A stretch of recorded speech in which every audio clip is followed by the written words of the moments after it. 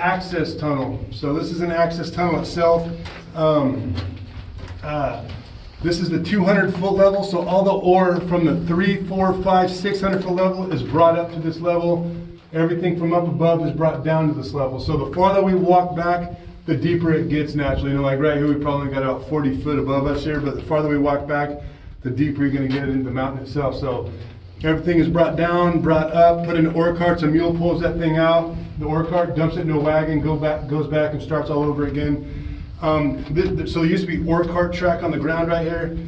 Now, in 1867, this mine was for sale by George Hearst for $40,000 in gold coins.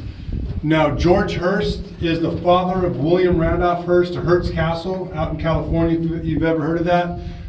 That's his father right there. Now, $40,000, he doesn't sell it, it gets claim jumped from him and people get killed right outside over this mine, and I'll tell you guys that story here in a little bit. This George Hearst character, if you've ever seen the movie Deadwood, it's on HBO. There's a movie and it's like a series on HBO called Deadwood. It kind of revolves, or George Hearst is actually one of the main characters in this movie. HBO makes him out to be a terrible guy, man. This guy is a bad, bad man. In real life, you know, or not real life, but what I've always read about him before the show came out, he seemed like he was a really nice, decent guy. So it kind of refers me to my favorite quote by Abraham Lincoln in 1856. Abraham Lincoln says, quote, "Don't believe everything you read on the internet." So You're fun. main access tunnel, like I was saying. Now, if we look right here above us, what do you guys see running? What these guys are looking for right here. When we're looking at this, you guys are going to see all sorts of colors in there. You see rust and you see some black in there. You see some sparkly stuff in there. The sparkly stuff in the quartz is called calcite spar. So calcite spar is when this, let's start here. This quartz hasn't always been here. This mountain is made out of rhyolite. So rhyolite's just a type of rock itself. An earthquake happened right here actually.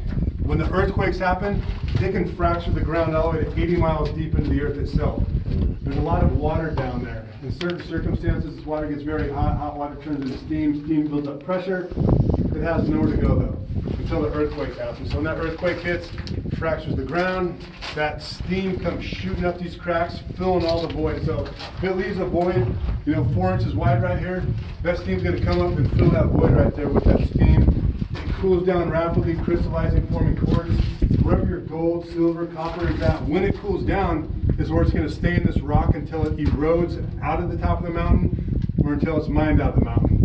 What we're walking in has all been dug out by hand. So you can just imagine just nasty sitting here doing this all day long. And then when you're done with that, you blow it up and then manual labor comes in to get the rock out of there. So pretty nasty stuff. They didn't have anyone to go crying to or post their sad story on Facebook back then because no one gave a rat's tail end about them, you know. So this air hose would go right up onto here. If you look at it, it's made out of canvas. My pants, they're made out of canvas also with a coil wrap around it.